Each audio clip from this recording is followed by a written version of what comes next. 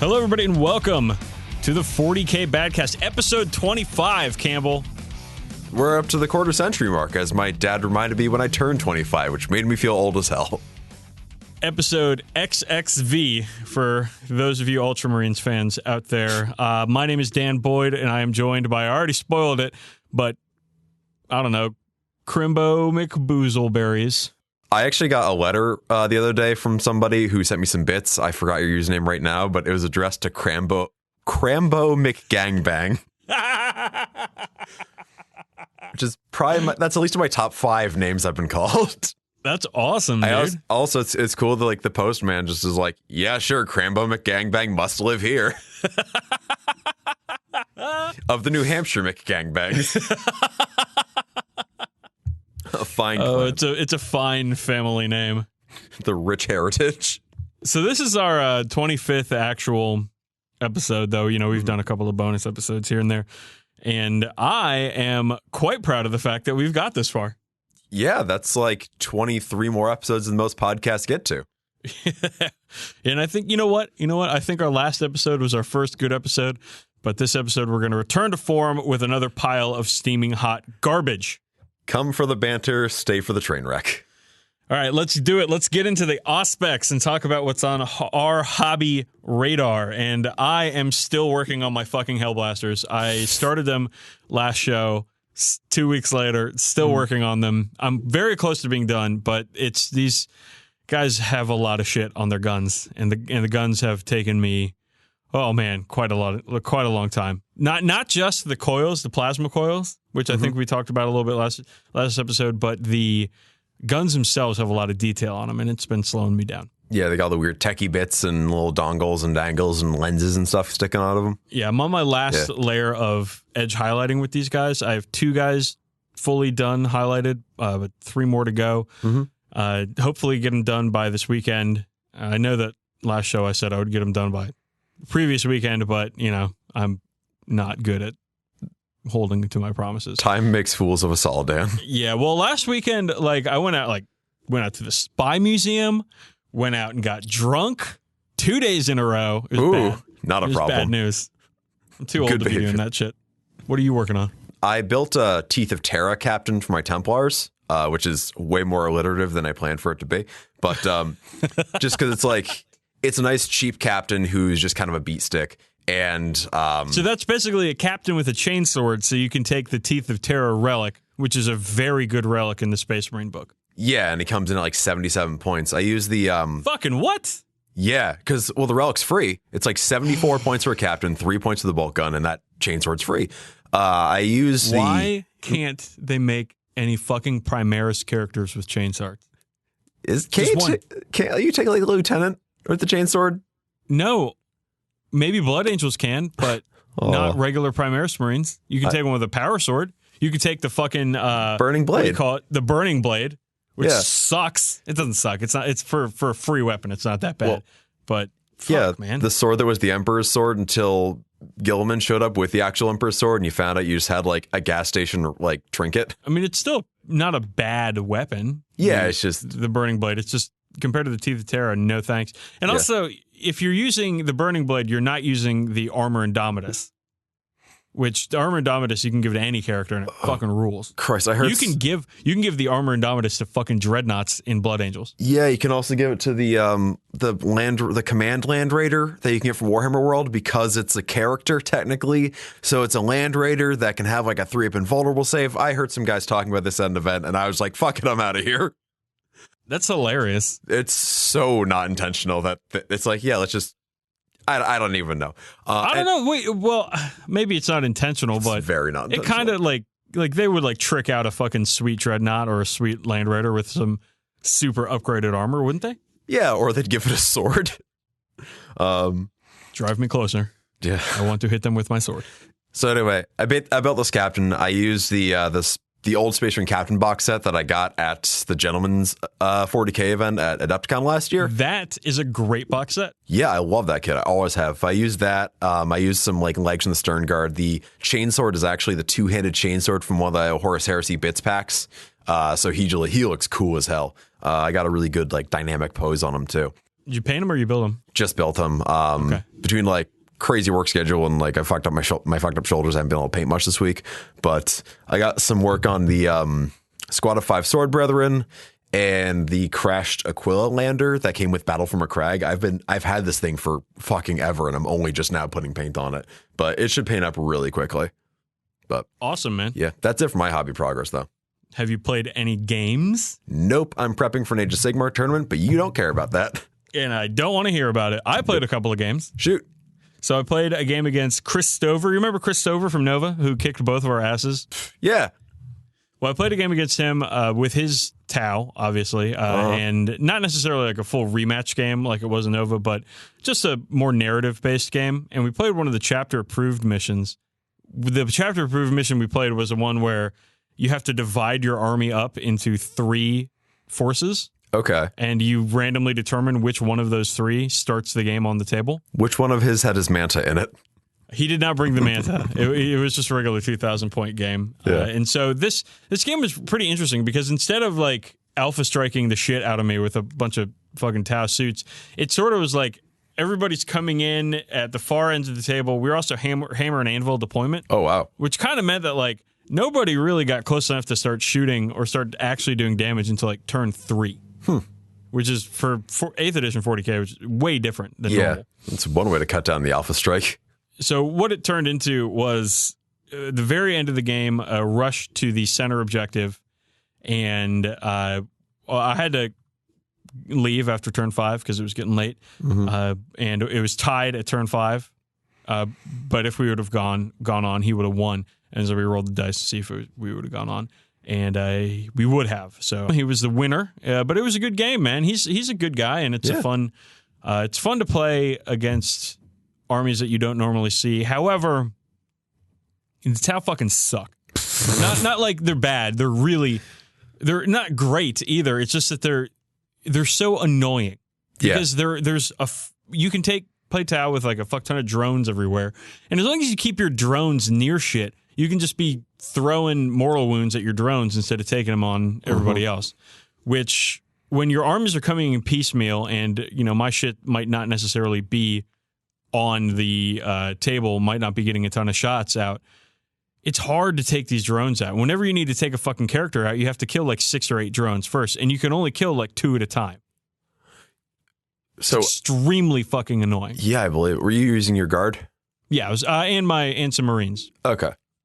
Yeah, my Vanguard of my Raven Guard, which didn't really do anything that battle, which kind of annoyed me. But playing Tau, man, I don't know. Like back in 4th or 5th edition, a lot of people played Necrons because they were very good, even with the phase out rule being a thing. And it got to the point where I just stopped playing against Necrons because played against them all the time, and they were just annoying to play against.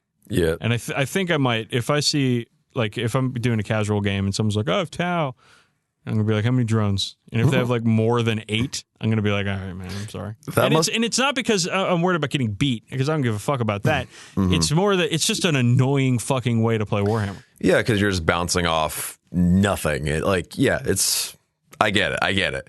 But it must have been, you talking about Necrons being like this army that sucks to be even with the phase-out rule. That must have been like 3rd or 4th edition, because when I played them in 5th edition, I played a 2,500-point game with my Space Wolves against them, and I phased them out and I lost 1 model.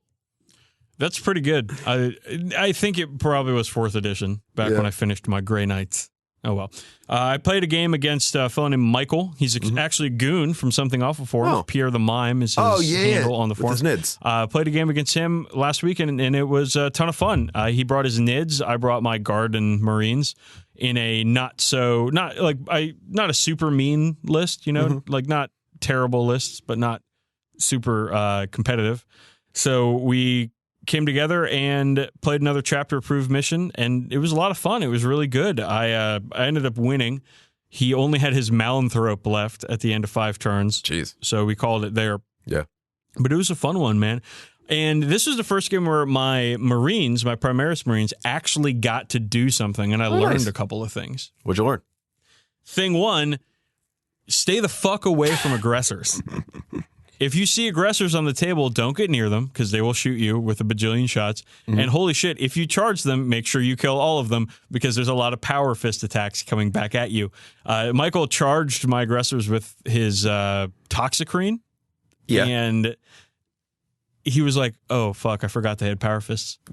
And I was like, yeah, they do. And they had a captain nearby and a lieutenant nearby. So it was rerolling ones for hits and wounds. Yeah. So it got the Toxicrene charged them and whiffed, like magnificently whiffed in combat. And it's actually pretty tough and pretty good attacks in combat against like heavy troopers. It's kind of what it's built for. Yeah. And just whiffed, just like did one wound. Oof. And then the power fists came back and did, I think, like 13 or 14 wounds in one round of combat. And it died big time. Also, the Gravest Captain is kind of a beat stick in combat, too. Yeah. It charged and killed a... What do you call those? Mycetic spores. Oh, yeah, right? yeah. The transport? The pleasure pairs, whatever. The drop pod or whatever they... Yeah. Oh, come on, man. Bug ball. You're gross. You're the grossest person I know. And... The Gravest Captain killed one. It had like 6 or 7 wounds on it, but he killed it in one round of combat with his power fist. Jesus. So he's kind of a badass. Aggressors are kind of like, these 12 inches are mine. Like, they're just, if you can't shoot them from a distance, don't even bother. Like, I got lucky in the game I played where there were some by Dreadnought exploding and killing half of them that way. But, they're tough. No, that's a very good unit. The Reavers came in, they protected a flank against Gene Stealers, and then Gene Stealers suffer from the same thing they have for every edition, is they have shit armor, and they're kind of easy to kill in shooting. Yeah. Because he had a tough time in the first turn, man. He brought a lot of stuff dropping down, and he whiffed on some crucial charges. Like, his Gene Stealers tried to charge, and they were 9 inches away, and he rolled Snake Eyes. And it's like, fuck, man. And then on my turn, he had the first turn, and my turn won. Well, let's just say my artillery rolled pretty well. Here's the thing. If he rolled an 8 for that charge of the Gene Stealers and it wasn't quite enough, you'd be like, oh, man, tough luck. But I got you. But when you roll Snake Eyes, you're kind of like, I feel bad for you, and I shouldn't feel bad for the fact that my guys aren't getting murked by your Gene Stealers. Right. And that's kind of how it went. He had some pretty bad luck, especially in the early game. And, a lot of times in 40K, especially in 8th edition, you get that first turn bad luck, and it's sort of you can't come back from it. Yeah, that kind of happened in the game. But man, that fucking Malanthrope is such a good unit. Making everything within 3 inches -1 to hit. A horde army that gets -1 to hit is fucking difficult to deal with. Yeah. Is it units within 3 inches or models? It's units. So all you do is just like you have your 20 bug termagant list unit. That has a tail pointed back towards your Malanthrope. Yep. And as long as that one guy is within 3 inches, the whole squad is -1 to hit, which, fuck, that's good. Is the Malanthrope a character too, so you can't target it? It is. It's a 9-wound character. Because I remember, like, with the old Venom Thropes, I would just, target them with my heavy weapons teams or Devastators or whatever, and just kind of cut the heart out of a Tyranid army. But that's tough. No, the Malanthrope is a cheap HQ choice, which Tyranids need good cheap, because they have cheap HQ choices in Tyranid Primes, but Tyranid Primes are garbage. So they have a cheap, good HQ choice from Forge World, which I think, it's like 140 points. It's pretty balanced for what it is, but fuck, man, you put a bunch of Termagants near that thing, and they all get -1 to hit, and you're just sort of like, ugh. Ugh. No kidding. But it turned out well for me. It was a good game. Michael's a really nice guy, and he's like down in Atlanta or something, so I don't expect to see him that much. But I was trying to get him up to think about coming up for Nova. Hope so. I've been seeing his armies on something awful for like 10 years now, so hopefully I can see him in person at some point. Started posting, or right when I started posting, like 2004. Yeah. So haven't known him, but known of him for a long time, and it was really nice to meet him. Cool. Any more games, or is that it? No, that's it. That's it for me as far as games go. Let's talk about new stuff. Now, we talked about these guys last week, and we got a little bit of blowback, or at least I got a little bit of blowback for the Custodians. I understand what people are saying when they say that they don't think another Imperial faction was necessary. I get it. I just think that the Custodians are still really fucking cool, and I'm not trying to piss anybody off with that. It's just it's just a fucking hobby. But so we got the Custodians pre-orders up. A lot of the cool Terminators, the stuff that you couldn't get in the Talons of the Emperor. Yeah, is up for pre-order. I haven't seen those bikes yet, though. Yeah, they're going to be coming up. They'll probably be up for pre-order next week instead. This week is just like Trajan Valoris, which is the ridiculous Warhammer name, the Terminator Custodes, and like dice and those kind of the dice things suck. I'm sorry, because they have symbols on both 1s and 6s. If they just had 1s where the skulls are and they had the symbol on the 6s, I think they were cool. They're so close to being cool. And I like how stylized they are. They're legible. They're pretty. Just 2 symbols is really confusing.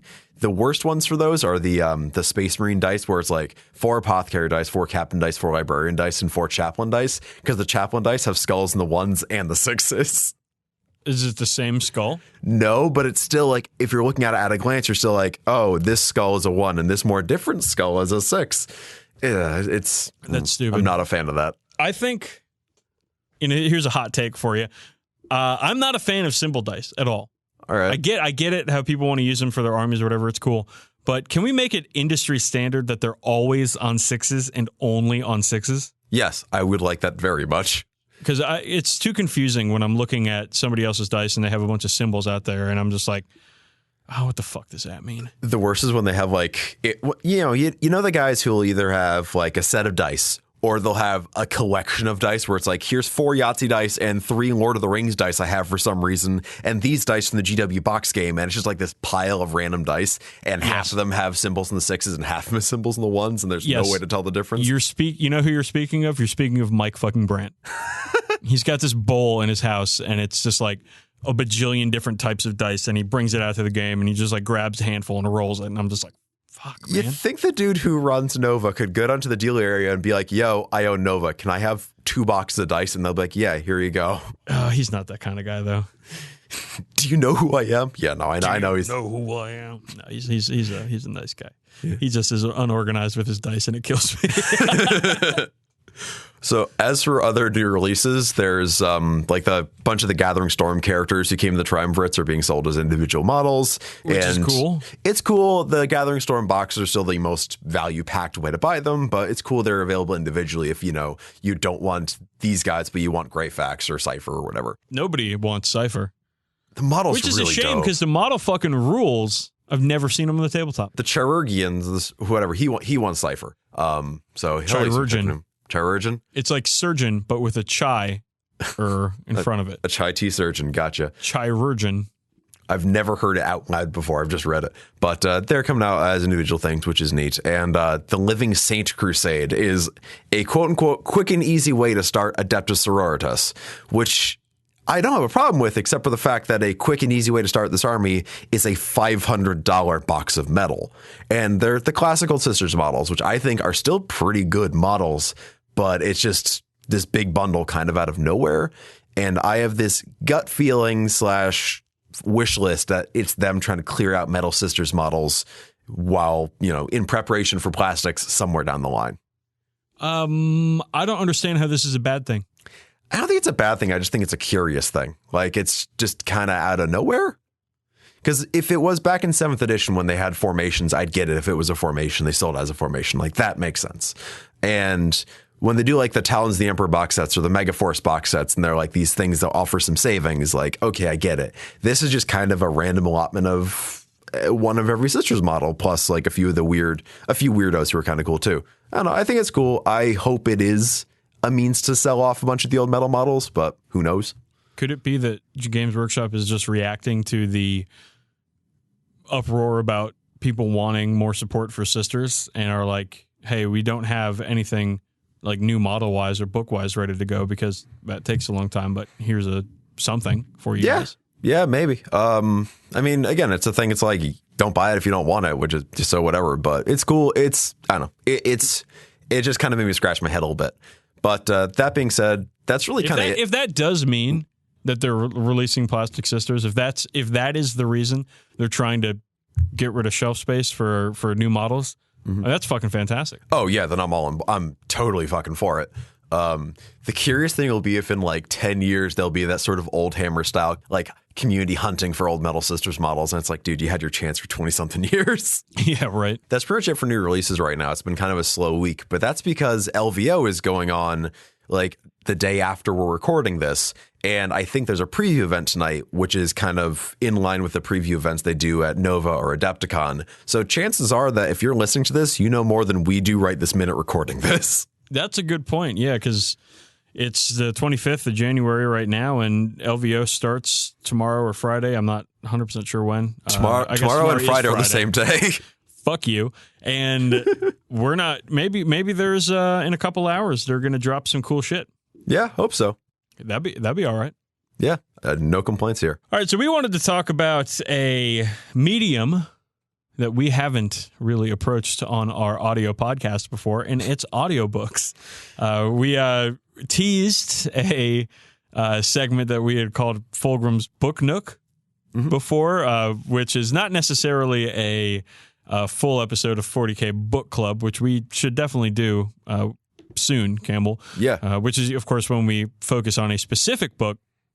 But this one is more about a specific group of books, and not even books in this case, but audio dramas and audiobooks. And we're calling it Fulgrim's Sounding Chamber. And I'm curious, Campbell, as why you wanted to call it Fulgrim's Sounding Chamber.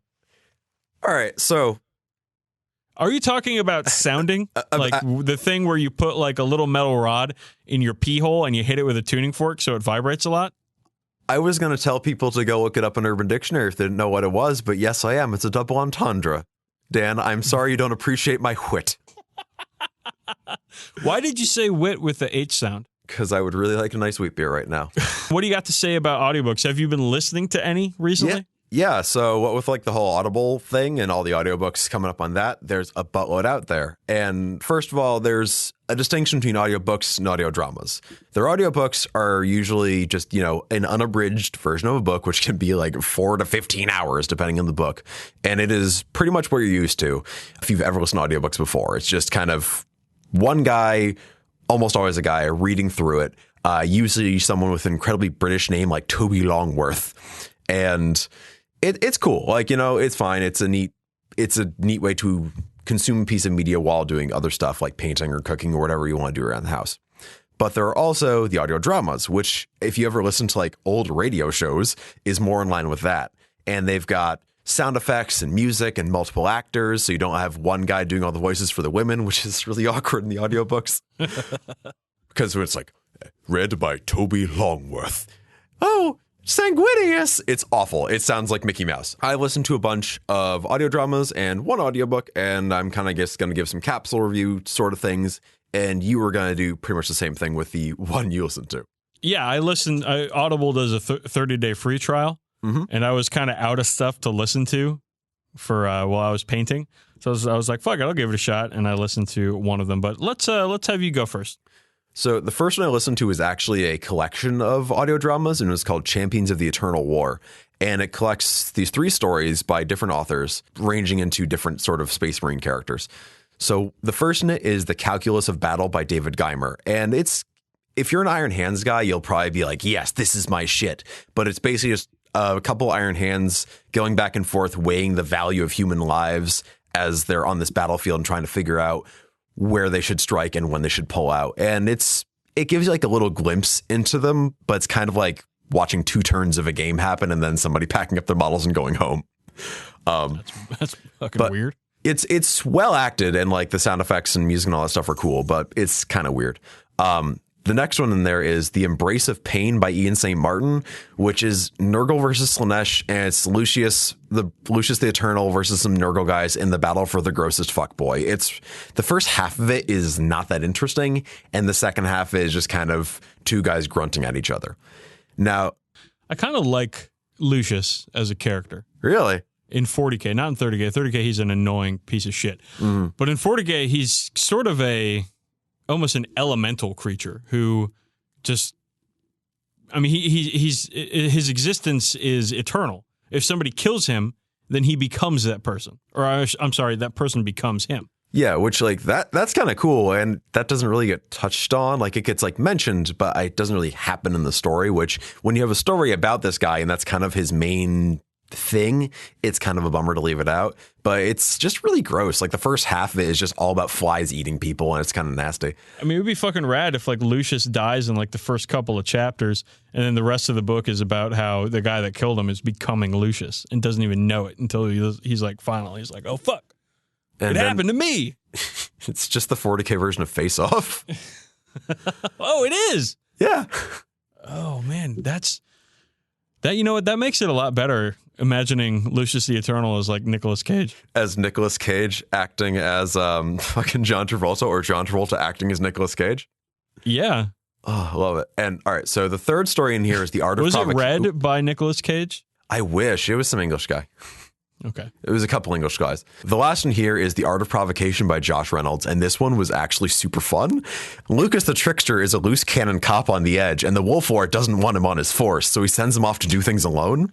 So the whole story is Lucas the Trickster, who breaks into the space station full of orcs. He goes up to the PA system and goes like, "Hey, yo, Grimfang, the Red Tooth clan thinks you're a doofus. Yo, Red Tooth Fang, the Bad Moons over there, they think you're a bunch of weedy dorks." And he just fucking makes orcs mad at each other. And it is like 15 minutes of listening to a space wolf, like Scotsman, just trolling a bunch of orcs. And it's actually really fun. And the entire time the Wolf Lord is like, "Lucas!" Like, turn in your plasma pistol and your badge. Yeah, and he like tells the Wolf Lord that he fucked his mom. It's great. It's actually a lot of fun, and you can tell the voice actors are having a lot of fun doing it. And of the three, it is definitely the strongest. What's it called? The Art of Provocation. Oh, that's a good title for that. Yeah, it's just him trolling orcs. It's basically just what I do on Twitter on a Sunday night. I had one more little audio drama called Eye of Vengeance by Graham McNeil, which is Sergeant Hellion leading a remarkably competent scout squad to blow up an like a Dark Mechanicus factory. And it's kind of cool, but it read like a kill team mission happening. So it was kind of cool. I just didn't really care about the characters that much. And I have an audiobook, but I want to see what audio drama you listen to before I get into that one. Okay, so I listened to an audio drama called The Devil You Know, which is a Caiaphas Cain audio drama by Sandy Mitchell. And I liked it, but it was one of those things where I knew it was bad while I was enjoying it. Like, I recently watched the Netflix movie Bright, the orc cop movie. Yeah. It's a bad movie, but I enjoyed it. I thought it was fun to watch. All right. It's fun to see Will Smith doing something that he obviously isn't trying too hard in, and just having a good time. Because I still like Will Smith. I feel like maybe in the past few years he hasn't done a good job of picking good movies to be in, but I still like the guy. I remember The Fresh Prince. Man's got charisma. So The Devil You Know, Caiaphas Cain. If you're familiar with the Caiaphas Cain books, they're all the same. He starts off and he's like, he's in a predicament, and then, he's got to somehow get out of the predicament, and it's either he's a good swordsman is what gets him out, or Gunnar Jurgen or Jurgen or whatever, I think they said Jurgen in the audio drama, comes in, and he's a blank, he's a psychic blank, and he disrupts someone's like fuckery, and then they get out of there. Or Inquisitor Amberly Vale shows up and is like, "Oh, look, I got a plasma missile or something," and then at the end of it they're like, "Ha, it's great, don't worry about it, everybody." So I enjoyed it because it was, just mindless fun for an hour. And it was only an hour long. But it really, I think the tone was not well done in the audio drama. And when I read the Caiaphas Cain books, they're funny. They're not grimdark. Yeah. It's a lighter, happier version of the 40k universe, which I like. And I know that's not necessarily on brand for 40k. Mm-hmm. And I know that the voice actors and sound editors and stuff that are working on this stuff probably work on all of them. Yeah. Like, it's the same shop that makes them. I think it's Heavy Entertainment or something like that. Yeah. Yeah. So they have like a template for the way these things are supposed to be made, or supposed to sound. But I thought that Caiaphas Cain was played by like a very proper sounding British guy, which I feel like he's that's not right for him. He should be more of like a roguish character, not because he sounded like in his dialogue, he sounded like an actual hero of the Imperium. Yeah. And in his head, like when he would, they're reading what he was thinking, it just didn't really work. Like a very proper sounding guy being like, "Whoa, but I'm actually a coward and I'm going to run away." Like it didn't really work. The couple things I like though, it's a story where he's on a death world, a jungle world, and he's fighting with Catachans. Catachans had British accents, which I was like, come on, guys. I know it's a British shop, but can't you guys like get some like Sylvester Stallone accents up in there and, make it a little bit more different and easy to mess with. They're fighting Tyranids, which happens a lot. Yeah. But then there's like Dark Eldar show up. Okay. And the Dark Eldar were hilariously voiced by a woman affecting a Russian accent. Oh, no. Yes. Oh. And I fucking loved it. She had great. some effects on her voice or whatever to make it sound like kind of phased or whatever. And she had the Russian accent going. Her character had come. She was a succubus, the witch character. Yeah. Witch leaders, yeah. Yeah, and she had come to this planet to duel Caiaphas Cain, but they end up helping each other out for a little bit because they got to run away from the Tyranids. Mm-hmm. Oh, it's hilarious. It's great. He gets fun. out of it, and then he goes off and meets Amberly Vale. But one of the things they didn't touch on in the audio drama was that Caiaphas Cain and Amberly Vale are fucking. Oh yeah, they are. They are fuck buddies. That's been under the surface, but like in the subtext since at least the first omnibus. It is heavily implied that they are fucking, and that was not in the story at all in this one. So I think it was sort of like a Caiaphas Cain digest, this thing. And I'm saying this, and you're gonna laugh, but it didn't have the depth that I'm used to with Caiaphas Cain books, which should fucking tell you something about that. Because, like, I remember I read a Caiaphas Cain book, and I've read, at least half a dozen of them, and I read it, and I was reading it, and I got halfway through, and I went, I've actually read this one before. Yeah, every time I read one, I'm like, fuck, I think I've read this. There's only one that really stands out, and it's the one that he's got to, like, fight his way through, like, behind enemy lines in an orc conflict or whatever. Yeah. Like, I think that one's probably the best one, and it's like the one that stands out. But the rest of them are like, I'm on a planet, Gene Stealers. Oh no, I'm on a planet, Tyranids. Oh no. Yeah, because the one I was reading, I was like, I got halfway through it and I was like, hold on a second, let me go back to like my Amazon shopping cart and see when I bought this. I'm like, yeah, this isn't the last one I bought. This is the one I bought before the last one I bought. I actually have read this one before. And don't get me wrong, I like the Caiaphas Cain books. Yeah. I don't necessarily like spending money on the Caiaphas Cain books because they're honestly drivel. They're pulp. They're serial novels, so like they're fun. They're fun. They're good. And this was a good way to spend an hour painting, definitely. But I can't like endorse it as a good product. I got it for free on Audible, so it's not the end of the world. Well, speaking of things you can't endorse as a good product, here's Crusade by Andy Clark. I listened to this one. This is a audiobook, but it's like an audio novella, I guess. So it was only 4 hours, but it was basically just a 4 hour long toy commercial. And I know these are all toy commercials in a sense, whether they're advertising, where it's a story about this character, or that character, but this it was like, okay, Andy, my man. Actually, I'm going to disagree with you there. I don't think that all of the books or whatever the stuff the Black Library puts out are toy commercials. I think there's a lot of good writers in there. Oh yeah, that are trying to build the 40k universe into something that's more understandable, more relatable. There are times when it falls short, for sure, but I don't necessarily agree with that statement, that generalization. Campbell.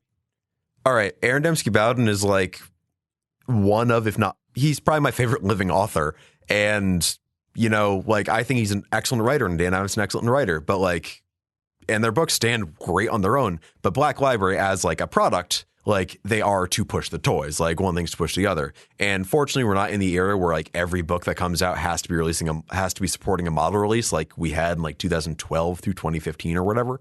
But this book, this story Crusade, it just sounded like And Andy Clark, here's your copy points. You need to mention these dozen kits and only these dozen kits.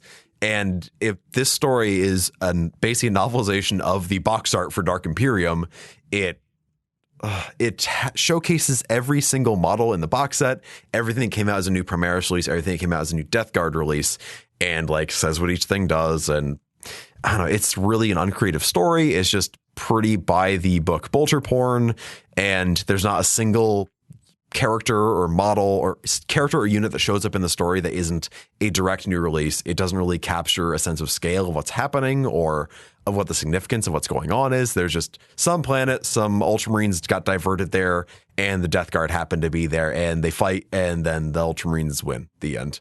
And the final thing is the main character becomes a dreadnought at the end. Like you could swap the characters' names out between any two characters, and you wouldn't know the difference. There's no distinct voices, and it is not good. But for background, while I was painting some Space Marines or whatever, I could have done worse. But I would not recommend that to anyone.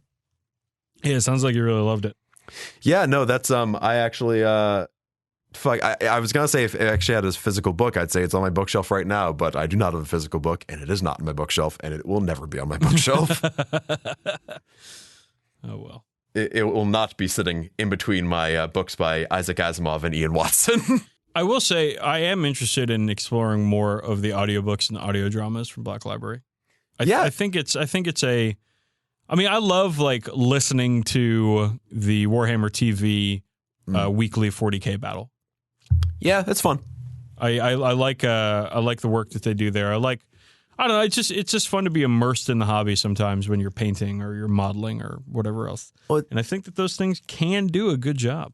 Yeah, it's like when you're hanging out at the side of a table during a game or whatever. You're just like kind of soaking it in a little bit without necessarily, being fully committed to the action itself. Which I try not to do that a whole lot. I have a hard time doing that. I can kind of do that for like 15 minutes and be like, all right, why am I not playing a game? No, because like, I'm not a huge fan of it when someone just like haunts the table while I'm playing. I don't mind it that much because at Nova, LT did that, and he basically helped me play through a game where I was too drunk to function. Well, if it's one of your friends, I'm thinking more of like if you just go into a random game store and people are playing, and you're just hey guys, I'm going to stand around for a while. Yeah. I don't like it when it happens to me. But if you showed up like during a game I was playing and you were like hanging around, I'd be like, I would introduce you. I'd be like, oh, hey, opponent, this is my friend Campbell. And, try to make it a social thing instead of just a weirdly, I'm going to watch you guys push your models around. I like to watch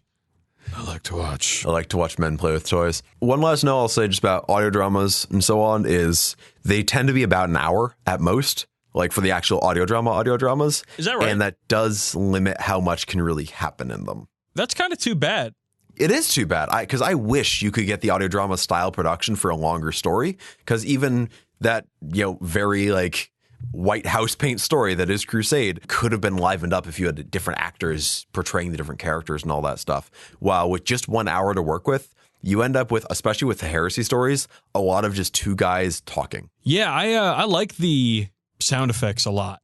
It's neat. The production values are very good, but as a guy who, I don't create audio dramas for my job, but I do a lot of audio related, editing and production and shit like that. So it's enjoyable to hear people do it and do it well, but I would like them to be longer. I think that, an hour is such a arbitrary time length for something like this. Like movies are around 2 hours, right? And you can get a good story out of that. Yeah. But a lot of times an hour is too short. Black Library, listen to us. We're experts. I have read a book in my time. I have read books. I know how to make books and stories. Okay, let's move on. Okay, guys, so this week we wanted to talk about something that is actually, surprisingly, not like funny, but really important to games of 40K, and it's terrain. And Campbell, why do you think we should be talking about terrain on the podcast? Terrain is the most neglected part of the battlefield. It is the set. It is the stage. It is not the armies, is not the main attraction, but it is the part that gives everything context and makes the game a cohesive whole, both in visual style and in how it plays. Okay, so we're gonna frame this discussion with a few questions, and we're gonna do our best to answer them and talk about the importance and the fun that involve with terrain in 40K. So the first question, Campbell, is what is terrain? Whatever your heart desires it to be, honestly. I've played in tables that are just piles of Legos we put together like 5 minutes before the game, and tables with beautifully hand-prepped buildings and ruins and crashed vehicles and so on. It's the battlefield. It is the rocky outcroppings, the ruins, the tank traps, the barricades, the trees, the things that you're fighting over, essentially. So you're not just fighting over a flat board or a couple of books under a green tablecloth. Right. So it's literally the battlefield. It's the surface that you're playing on. And unlike board games or unlike Shadespire or Necromunda kind of terrain in 40K is important because you're playing on a 3D surface always. You could potentially play like Zone Mortalis on a 2D surface for 40K, but I don't know if I'd really enjoy that too much, to be honest. It loses a little something, but I will say from experience playing on little like side board game type things for like an underground tunnel game while the main game is going on can be kind of cool. But that's not the focus of our discussion. The focus is this big 3D terrain, this big show-stopping sort of stuff. Right, and you were I think spot on when you said it could be anything you wanted. I played a game at Adepticon last year where the terrain was painted aquarium coral. Mm-hmm. And it looked fantastic. There were no buildings on the table. It looked like this weird alien landscape where my tanks and dudes or whatever were cutting through. And, most of I think we called like everything impassable. Yeah. So you couldn't actually get on any of the terrain because there was, these rough outcrops. But going around it and driving everything around it made for a really cool narrative battle.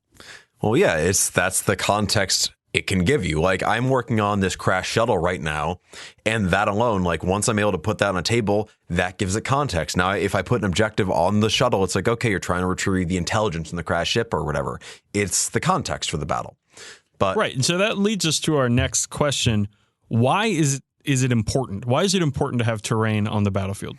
So beyond just how the battlefield looks, in-game, it affects movement, it affects firing lanes, it affects assault lanes, it affects how the game itself is played. So at the smallest level, where you have what is called scatter terrain, you've got the barricades and the trees and things you can hide behind for a little bit of a bonus to give your guys more survivability. It starts down at that little level and it builds up to craters and ruins, which can block line of sight and give cover, to just these big outcroppings like those chunks of coral, which might only block line of sight while not being necessarily something you can interact with in the battlefield. But that blocking line of sight is really important in this edition, and you can probably tell me why as a guard player. Right. So why is it important is, I think, broken down into two main zones, and one of them is the effect it has on the game. So if you're playing on a big open table, which I know a lot of old fantasy players love to do because it's hard to move their movement trays around terrain, and that's mostly a hand-to-hand combat or magic game, so terrain isn't nearly as important. But in 40K, you gotta have it because you have to block line of sight to your important guys or your important vehicles. Like if you've got las cannons on the other side of the field and there's nothing to block their shots, they're just gonna pick your important stuff off, immediately, turn one. So in a game effect, it has a huge importance of just blocking the enemy's ability to shoot you. There's also rules that come along with terrain. Most terrain, if your guys are in it, they get +1 armor save, which can be, if you have like a 7-up or a 6-up armor save, it maybe isn't going to do too much. But Marines in cover, that 3-up goes to a 2-up. And unless you've got some high AP weaponry come at them, they're extremely hard to shift. Oh, absolutely. So it can make a big difference in a game right there. There's also rules. There's a couple of terrain features that have special rules, such as like -2 inches to charging, or moving through it may cause damage, or what have you. But most of it is if your guys are on it, or they're touching it, and they're on it, infantry models, that is, if they're touching it, they get that +1 armor, and then vehicles or monsters or whatever, they got to be touching it and 50% or more obscured, and then they get the +1 armor. So it can have a big effect on the game. But I think the more important part of terrain is the effect on the narrative of the game. We talked about in the Auspex where I played Chris Stover, and he had this beautiful desert terrain, and we built a narrative around it, around what planet we're on, why our armies are there, what's the mission, why are we doing this? And it was all inspired by the beautiful terrain he had brought. Well, that's the thing is, although Warhammer isn't a straight role-playing game like Dungeons & Dragons or whatever, that narrative aspect is baked into every layer of it, from the rules to the artwork to the models themselves, and it kind of helps create that cohesive whole. That being said, the rules for terrain right now are by and large pretty simple. They've been more complicated in the past, and a lot of time you'll get a box of terrain, it'll have some special rules in there for it's like, oh, if you take cover behind this and you roll 1 for a save, you take a mortal wound or some shit like that. Well, I have in my notes here, I have it written legacy rules in my in the section, because like the rules are pretty abstract now. They're simple. Yes. Which I think is a very good thing, because, man, it used to be a slog in 4th and 5th edition when you had to measure all your guys to be a certain amount in terrain so they couldn't get shot, but they could still shoot out. Unless you were Catachans. Unless you were Catachans, specifically in jungle. Mm-hmm. But that was but that's the thing. Like, it used to be such a meticulous and granular amount of rule sets around terrain, where nowadays it's I think it's much better. It's much more streamlined, with the focus on a lot of line of sight blocking terrain. And I want to take a minute, guys, and just make sure you understand that in 40K right now, you have to have a lot of line of sight blocking terrain. It didn't work like that in previous editions when everybody was getting invulnerable saves everywhere from terrain. Now, it does, like a Space Marine getting hit by a plasma gun, -3 AP, right? Yeah. Even if he's in cover, that -3 AP still applies. So his 2-up goes to a 5-up. He's much less survivable than if he's getting shot by a bolter, right? Yeah, and it used to be you're in cover and you get that 4-up regardless of what shot you. So you had a 50% chance of being like, fuck you. Yeah, it also meant you'd have a situation where a Terminator in cover is just as likely to get killed by a lasgun as a Terminator out in the open, which is frankly really silly. Exactly, right. So nowadays, it's you've got to have that line of sight blocking terrain in 8th edition. But the old rules, they were pretty nutty, and it used to slow movement for guys, like walking through ruins. You'd have to roll, I think, 2 dice and pick the highest, or if you had moved through cover, you could roll 3 dice and pick the highest. Yep. And a lot of times that would be like, oh, cool, here's a snake eyes. Great. Yeah. Great job, fellas. Or your Land Raider would immobilize in turn 1. Oh my God, the immobilization rules. I forgot about those. I still have, on my short range Lumen Rust tanks, I have dozer blades on them. Yeah. Specifically, because I was like, at times I'm going to have to drive through cover to get this demolisher not in range to shoot at something. So I better put a fucking dozer blade on it so it doesn't get stranded in cover and out of range. Well, now those dozer blades are super useful because they give you a bonus when you charge with your tanks. It's a good point. Hey, with the crush them stratagem, with the Astra Militarum, where I get to hit on 2s, it's not that bad. That's not terrible. So, but it's a lot better how it used to be as far as terrain rules went. But let's move on to my next point. Campbell, where do you get terrain? I think there's 2 ways to do it. It's do it yourself and buy it yourself. And I want to first start talking about building it yourself, doing your own terrain. Do you have any tips or tricks or interesting things to say about that? So building your own terrain is very much something that came from the model railroading scene and like the historical diorama scene. So if you have a local railroad shop or like Hobbytown USA or whatever, you can probably find oodles of even raw materials, let alone pre-made stuff to work with. This is where you take stuff like plasticard and foam core and sand and ballast, and you can create your own structures or hills or terrain features of any sort. For instance, I was able to go into my driveway at my parents' house and glue some rocks to an old CD, sand that up, and I now have this cool little rock outcropping. And that's just using found materials I made for free. DIY terrain is, like we joked earlier about sticking books under a bed sheet, but that is the cheapest and easiest way to make a hill. Well, that's in early White Dwarf magazines. They talked about this before.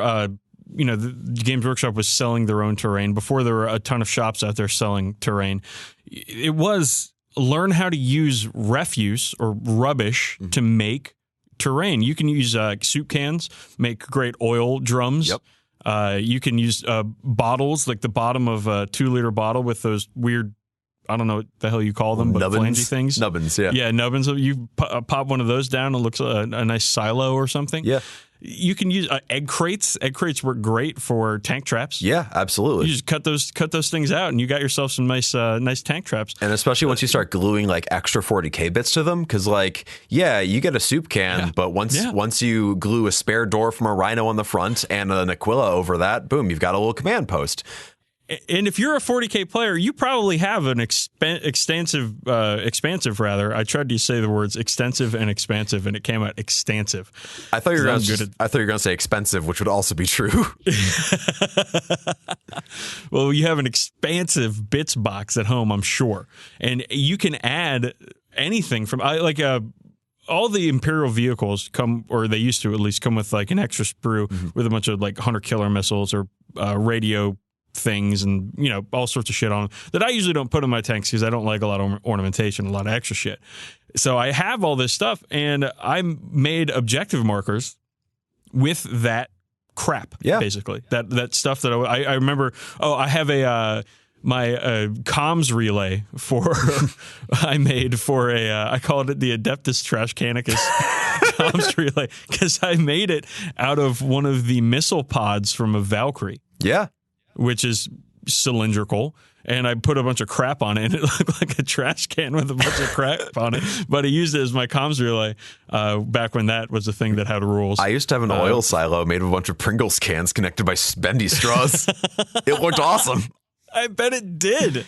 But that's the thing. You can take these household items, slap a fucking coat of paint on them from a Krylon or primer or whatever the fuck, and start dry brushing, and it looks great. The next level up from that is to find toys, like old play sets or like dollar store army men sets will have huge bunkers, sandbag walls, castles, whatever. And I've played so many games on repurposed toys. Our good friend Peter, Buffalo Chicken, a lot of his terrain is like old Playmobil Robin Hood sets that have been just retextured. He added a bunch of 40k bits and some aquarium plants, and they look like these crazy cool jungle outposts with just a little bit of elbow grease. That guy, oh my God, that guy he's easily the most creative Warhammer player I've ever met, and his terrain is amazing. And for the most part, it's either scratch built or repurposed, like you're talking about. So let's quickly touch on scratch building stuff. We do it a lot for the Nova Open. I volunteer for the Nova Open on their terrain days to help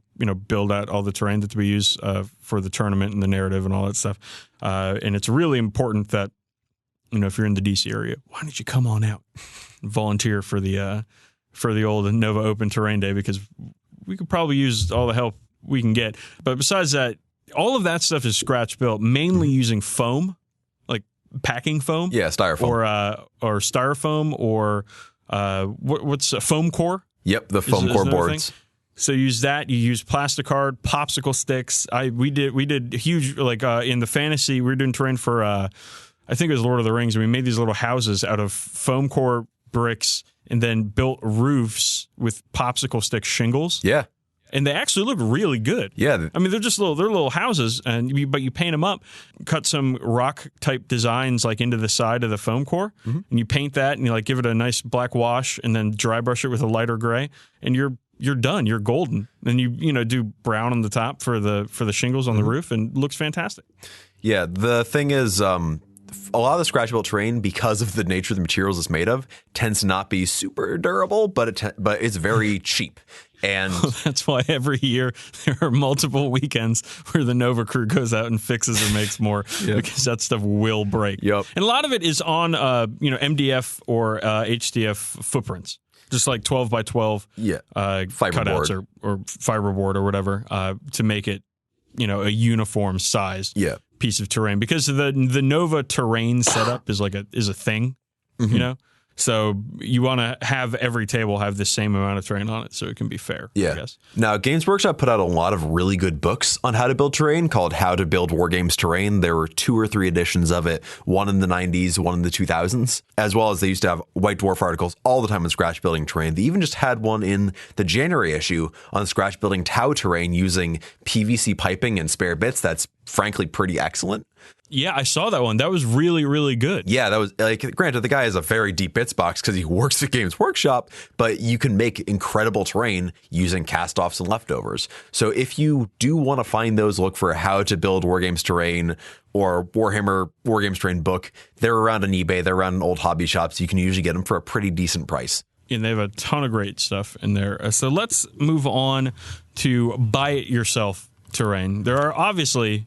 The internet exists, so there are tons of companies out there that will make whatever you want out of for terrain, and a lot of them are quite good. Now, Campbell, you did a bunch of research on buying your own terrain. Yes, and I kind of want you to take it away and talk about what you think the highlights are of the BIY terrain building. The main type of terrain, or at least my favorite type of terrain, the kind the Games Workshop and Forge World make, is molded terrain, which will be plastic or resin kits that you build the same way you'd build a regular Warhammer model.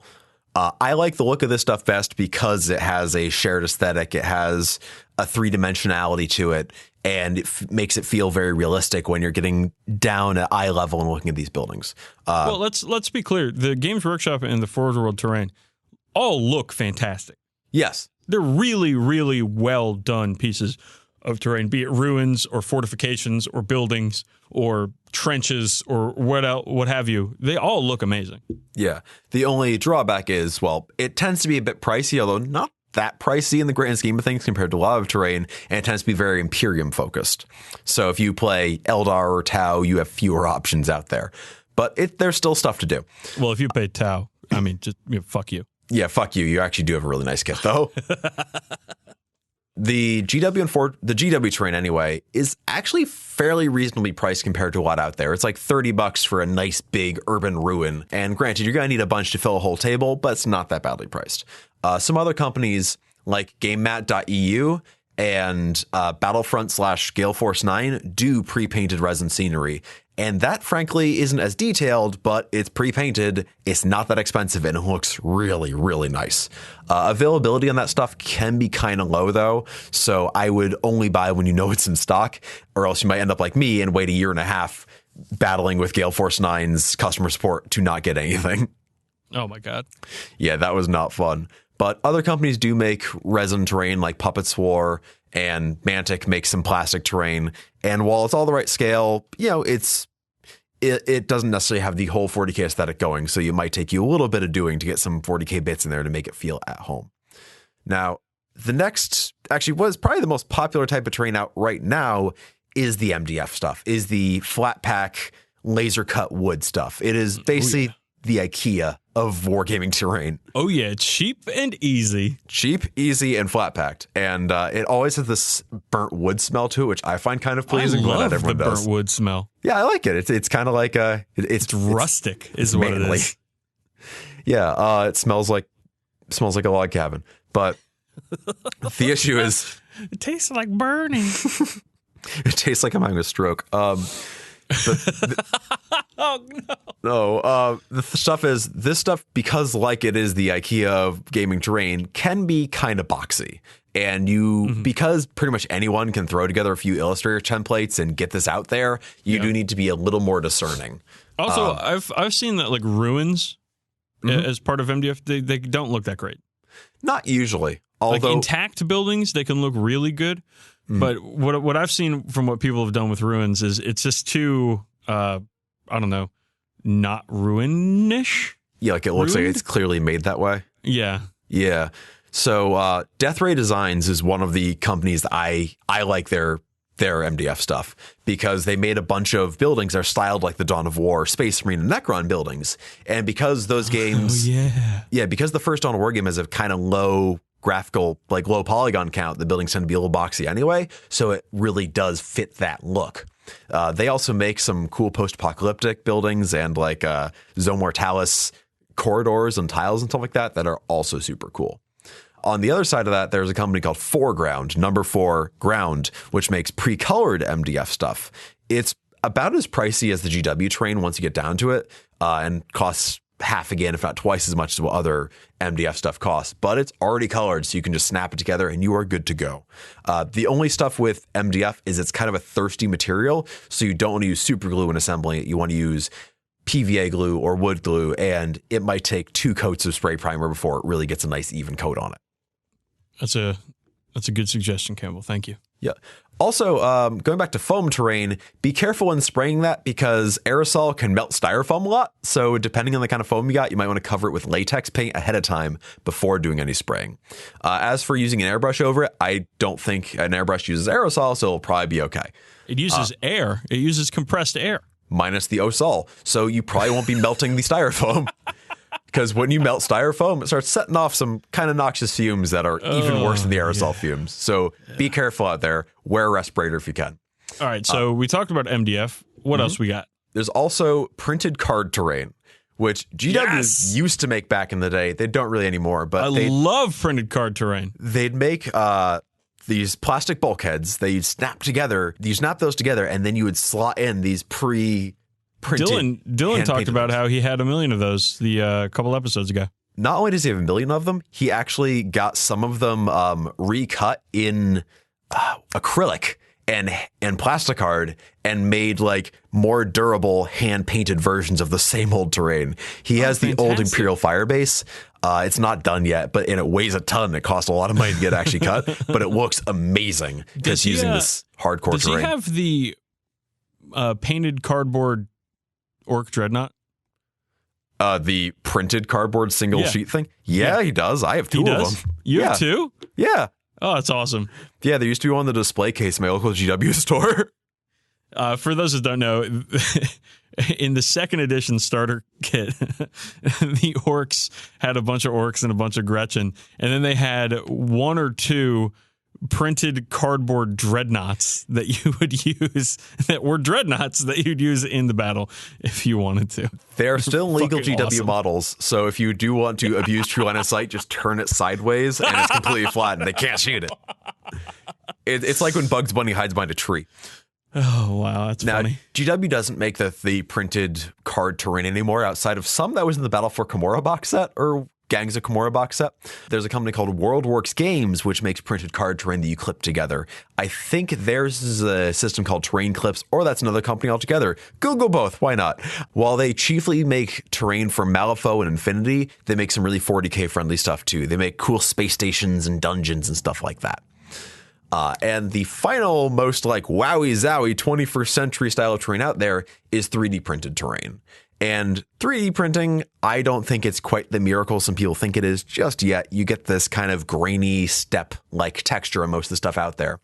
But there's this company called Printable Scenery where you buy a file for, $5, $6 or whatever, and you can just print as long as you have a printer and material. Yeah, I don't really like that stuff. It just doesn't look that good.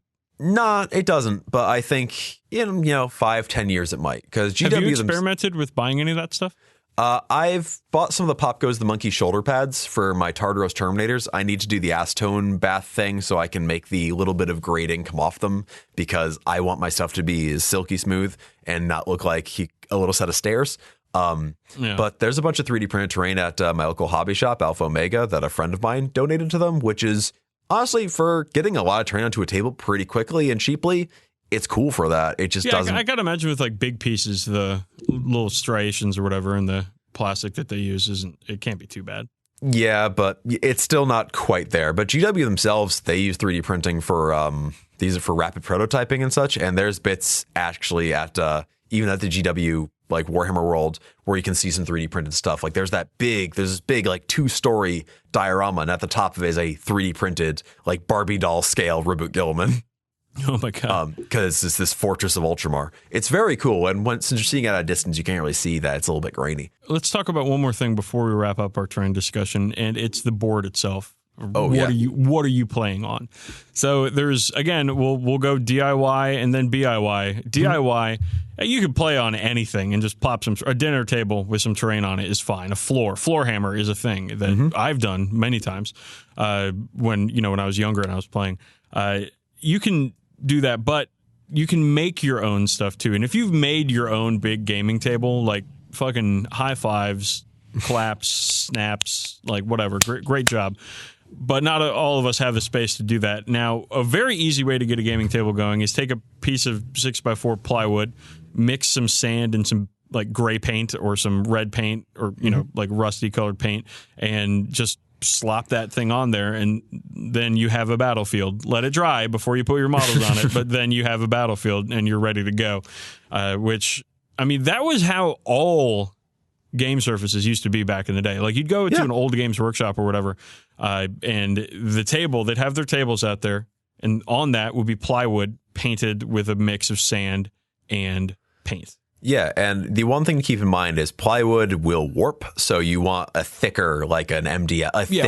Or you can get like a 2x2 fiberboard frame around the edge and maybe like one crossbar through the thing, and then you're probably good on that. My old group, Dorka Morka, we used to have a closet full of these 2x4 slats of like probably about close to an inch thick slabs of MDF or HDF or whatever, and they were all that exact thing, that like painted with textured paint, and some of them had snow or grass in them too, and you would lay down 3 and have a 4x6 table, and if you wanted to do a bigger table you could do 1 more or 2 more or whatever, and that was cool as far as mutability goes. And I've seen people even have they'll put a hole in them and they'll mount those on the wall of their garage or something like that to store them, because they do take up a lot of room. This is a hobby that takes up a lot of space. Yeah, and then you can always do things like grab some green felt, and staple that to a piece of plywood, and then boom, you've got a battlefield ready to go.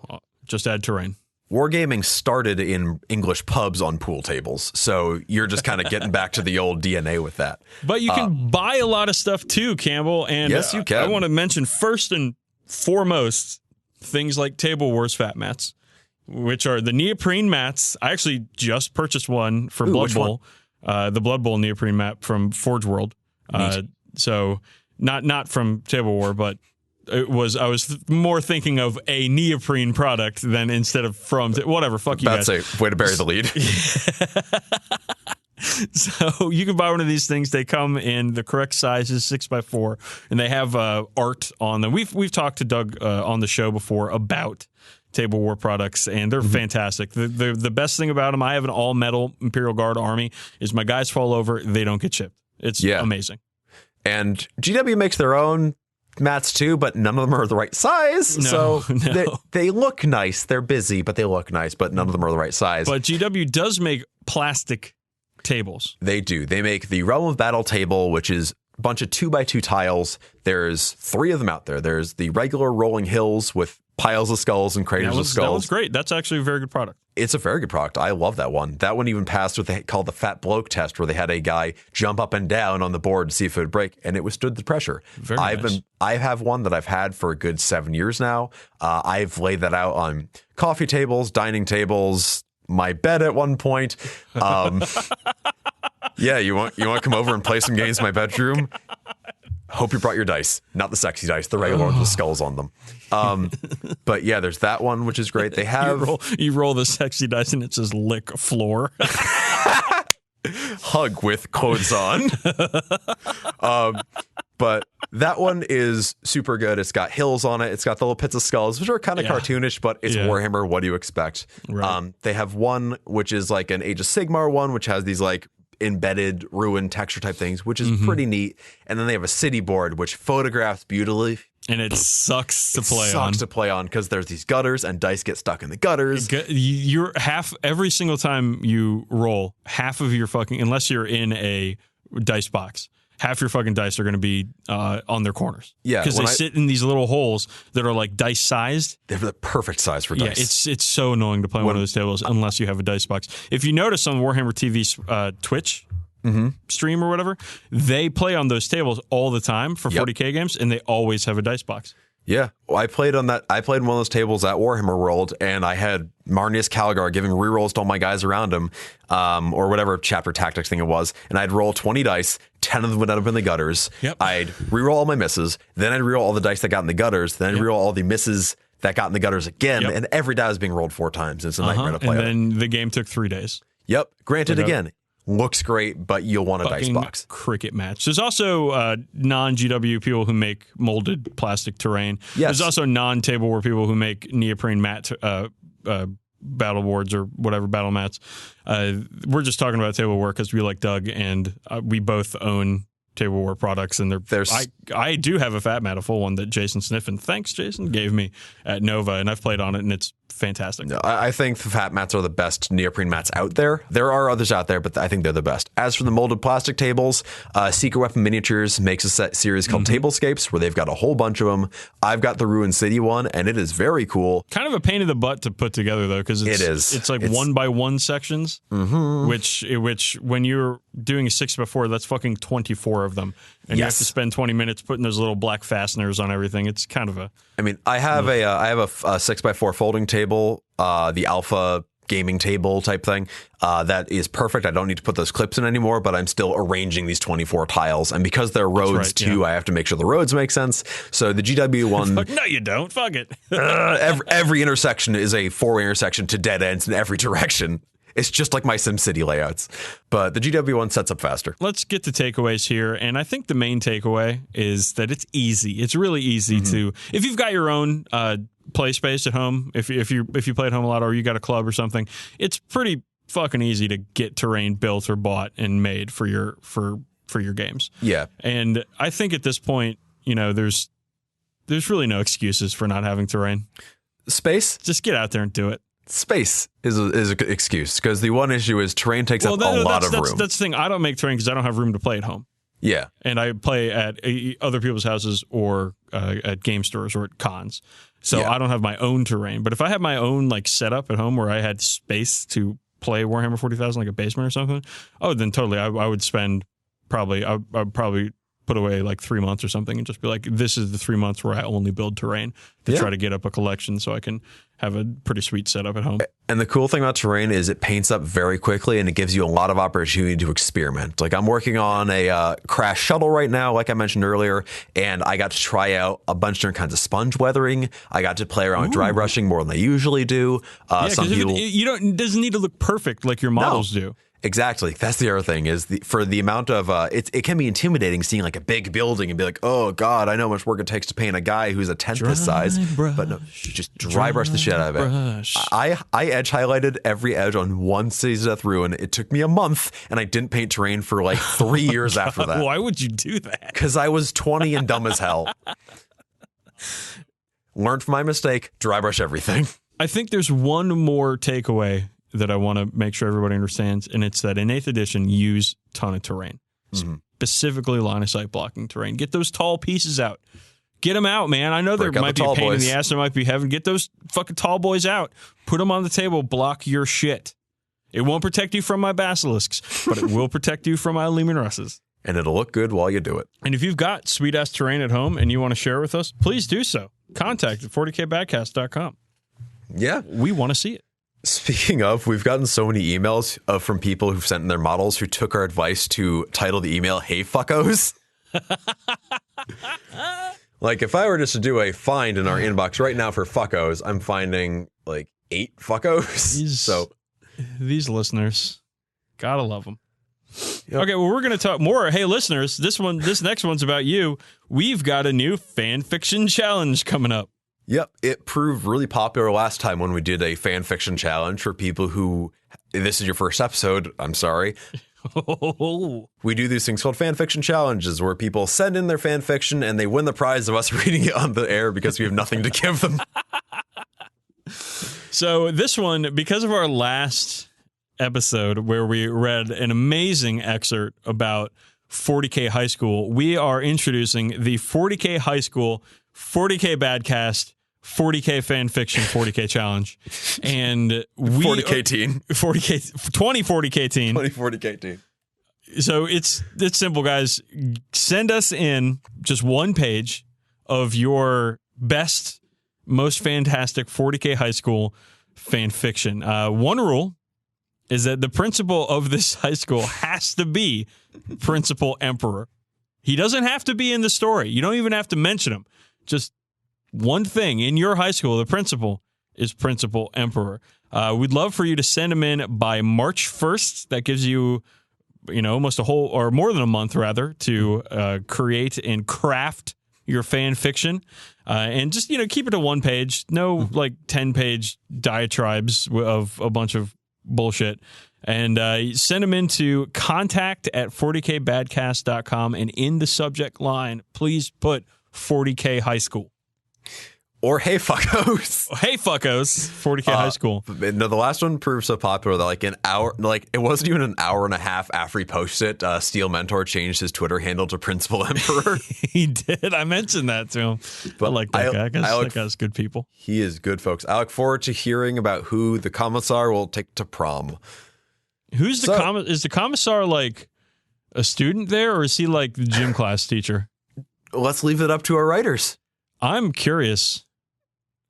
I'm very curious. I cannot wait to get some wonderful, awful fan fiction. 40k High School Fan Fiction Challenge, guys. And if we like it, we'll probably end up reading the top 3 or top 4 or something on the air here, so you guys can hear. And we'll definitely link to the stuff we like a whole lot. So yeah, contact 40kbadcast.com.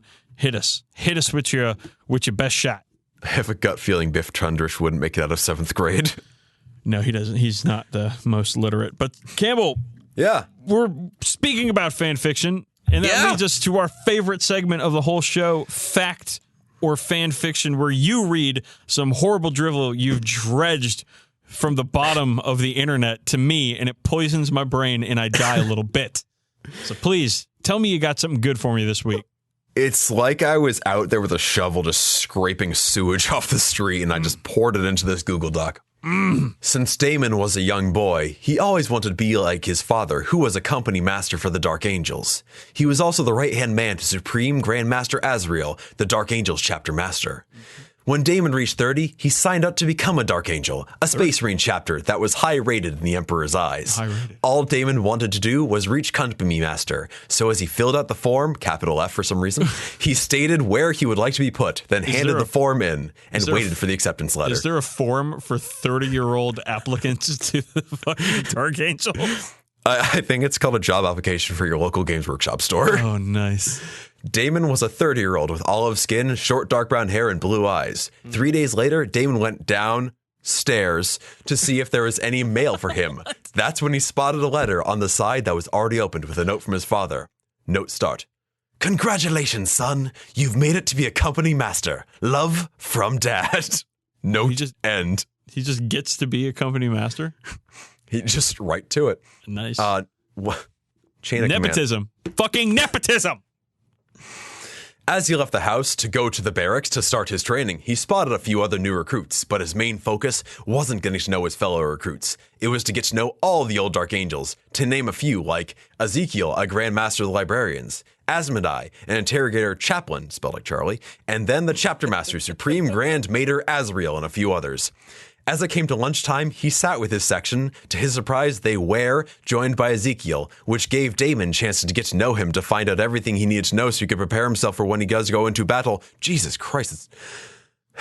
At time, Damon did all his research, so when it comes to a theory test, he could show he would be a good company master, hoping the teacher would put a good word into the chapter master. Also, he found out everything that Ezekiel didn't know about the Dark Angels. Damon had flew through the test. They lost, he passed with physical with flying colors. He passed his 1.5-mile run with flying colors, unbeknown to him that Azrael was watching, and was impressed with his hard work and dedication to the Space Marine chapter of the Dark Angels. A fucking 1.5 miles. You gotta do 10 push-ups, 10 crunches, and 1.5 miles. You gotta bench 35 pounds to join the Dark Angels. Oh, God. No wonder nobody fucking plays Dark Angels if that's all they gotta do. Gee, I hope you can make a 15-minute mile, or else you won't be able to make it to the 10th company. Wow. What a good story. Yeah. That's kind of like 40k High School, written because it was clearly written by somebody who's probably in high school. That's fan fiction. That's very fan fiction. It's written by someone who they said in their profile they're born in the year of the horse, which means they're either 27 or like 15. They've also written Fast and the Furious fan fiction. Ooh, now that's a crossover. Oh, it's not even a crossover. It's straight Fast and the Furious fan fiction. No, I'm talking about like 40k and Fast and the Furious fan fiction, like crossing over. Red ones go faster. Orcs versus Vin Diesel. Big Mac Vin Diesel. Dominic Torello, I think his name is. in the Fast and the Furious movies? Dominic You didn't know that, did you? I did. He talks about his family, his familia, the family, a lot. Familia. The family. All right, let's get out. We are now the bye-bye men, and we're going to go bye-bye. But first, we got to talk about different ways you can get at us. Like contact at 40kbadcast.com, which we've mentioned like 4 times now. Send us fucking emails. You can get at us on Twitter. I'm at DB_sleazy, your boy Deezy on Twitter, where you can watch me get owned by executives at my company. Oh, great. That's just capitalism and microcosm. I made a comment about something I like to do, and then one of the executives at my company just fucking slayed me like a dragon, and it was awful, and then everybody laughed at me at work. Oh, I'm so sorry. Well, you can tweet at me at BrotherSRM, Ham Slamble McLaughlin, where I talk about how Ajit Pai likes to eat orphans. Yeah. And my bathroom habits. So yeah, you can get at me there. Minor note, I still have a YouTube show called youtube.com/CamHammerShow. We're not talking about it until you post a new video. I have an announcement about it that's sad. Oh, are you ending it? Say, pausing it. I paused the Patreon page for it and refunded the last month back to the patrons I had because I don't want to take your money for nothing. But you can still check out the videos. When those come back, you'll hear about that in the show. That's the last thing I'm going to talk about. Cam Hammer Show on the Badcast until I actually have something worth showing. Thank you, Campbell. Your integrity is good. I'm bowing out with what remains of my honor. Which is not the quote of the day. You do have a Tumblr that I do. That you can see your models on if people want to do that. Yeah, that is cam2d_d.tumblr.com. I'll be posting Helbrecht and some militia I painted for Warhammer in a while. I just haven't gotten around taking pictures yet. Oh, hey, you know what? You know who contacted me on Twitter the other day? Who? Jeff Hummel. Yeah, I told him to hit you up. The Combined Arms podcast. He was trying to get me to send him a copy of Guild Ball because I have 2 that I'm not going to ever use. And so I did. Good. I'm glad you could, take out your recycling. Yeah, right? He lives in the middle of nowhere. And he's still not going to be at Nova. Oh, fella. Breaking my heart, Jeffrey. So usually we end the show with a quote, and then we think about it, and we apply it to our lives in meaningful ways. So, Campbell, what do you got for us? An alien mind cannot accept the Emperor's blessing. Okay, well. #blast. That's a no good, but we'll see you next time on the 40k Badcast.